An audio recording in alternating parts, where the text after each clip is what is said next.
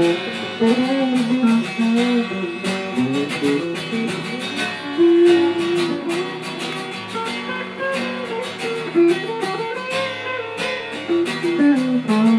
love player and builder collaboration and just putting together a guitar that is going to be perfect for the player, one that they have invested in as far as creativity as much as they want to. But what I try to do is make a guitar that's very playable and one that's beautiful at the same time and involves an artistic aspect to it.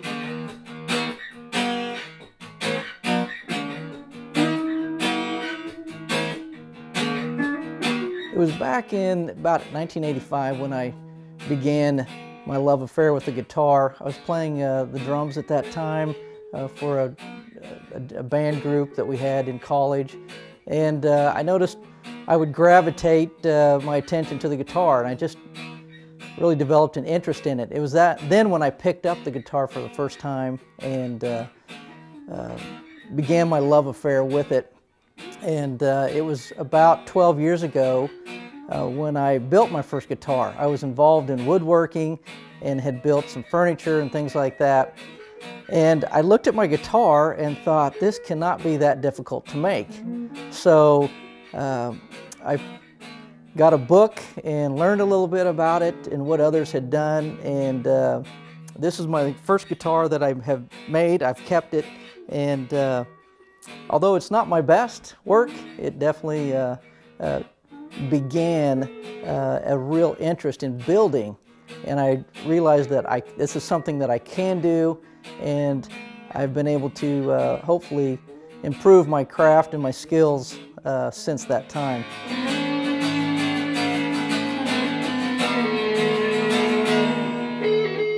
I brought up several examples of different wood that I have that I like to use. As I look at a piece of wood, I try to pick one that is clear, which means it has no defects, no knots, funky grain structure that's not going to work well with the body shape. But here is an example of some figured cherry that will make a beautiful guitar top. This is some figured maple that has some beautiful flame in it. Here is some bird's eye maple. This is a piece of koa. This is blistered quilt. It's hard to tell what it's going to look like right now in the raw state, but once you put the finish on it, it just brings to life the figure that's in the wood.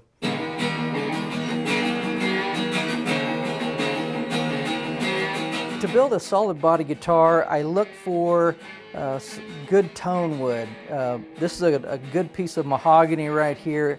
It's clear wood, that means there's no defects in it. The grain is straight, and it's just a beautiful piece of wood. This has been air dried for years, and so you want to make sure that you don't use wet wood or wood that's not completely cured, because it will warp and twist as wood does at that stage. But what I do here is basically putting two pieces of wood together. I get a real clean line right down the middle, which becomes my reference point for the rest of the guitar. And then here's one right now that's that has been glued and is drying, and I let that sit for 24 hours at least, and so it becomes basically mated together in one piece of wood. From this, I then take my template, depending upon whatever shape of guitar I'm building, and on that reference line I'll place the billet.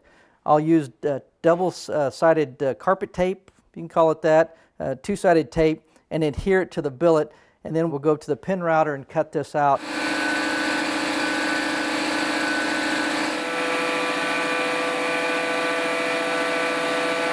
And similar to the body, I'll put 2 or 3 and sometimes 4 perhaps laminates together to make a billet, a solid billet like this for guitar necks.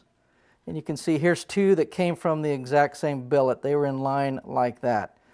Once I have that glued together and cured, I will cut them out and do a basic shape. You can see how the neck has an angled headstock there, like that.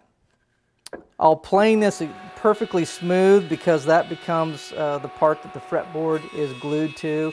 It'll have a truss rod placed right in the middle here. And then once that is done, I'll do a basic shape. This is a guitar neck template that I'll place right here about. And again, like the body, the reference line is used to place the neck. Everything is prefaced off of that reference line. Here is one that has been cut out. You can see that it's got the basic shape. It is from this point that I can go ahead and start shaping the back of the neck and the headstock as well. Now, once I have these basic shapes cut out, I will cut a neck pocket right here, and I use the actual neck to do that. These are called bolt-on necks. And so basically you'll have the neck pocket, which would be similar to this one here. You can see how that is cut out like that.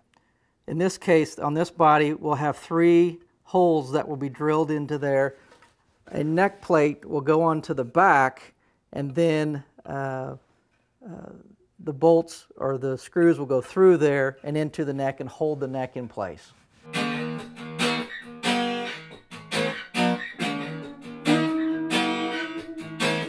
Okay, this is a hollow body guitar. As you can see, it's basically a hollowed out shape.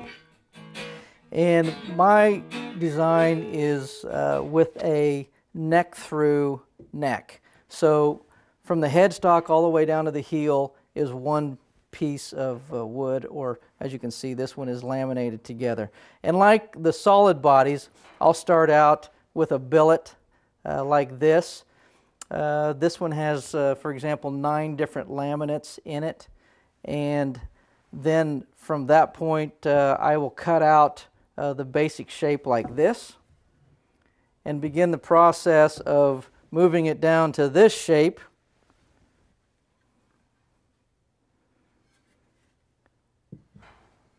Again, using the pin router off of a basic template like this.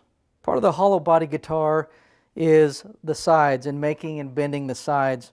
I'll take a large piece of, in this case, mahogany, and I'll cut off real thin strips. This is my side bender machine. Basically, through the heat of the blanket here, this is a heating element, I'll place the sides in between 2 sheets of stainless steel. This is a form that I have made for the shape of the guitar.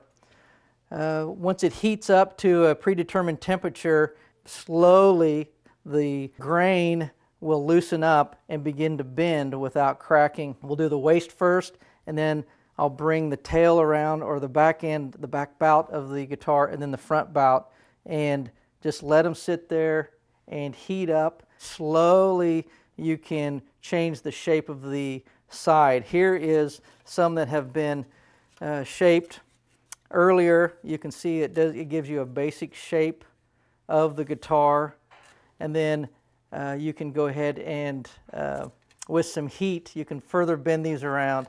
They then are placed in the form, and I will put the clamps in here to hold them tight to the form, and they'll sit here for about 2 or 3 days acclimating to that shape.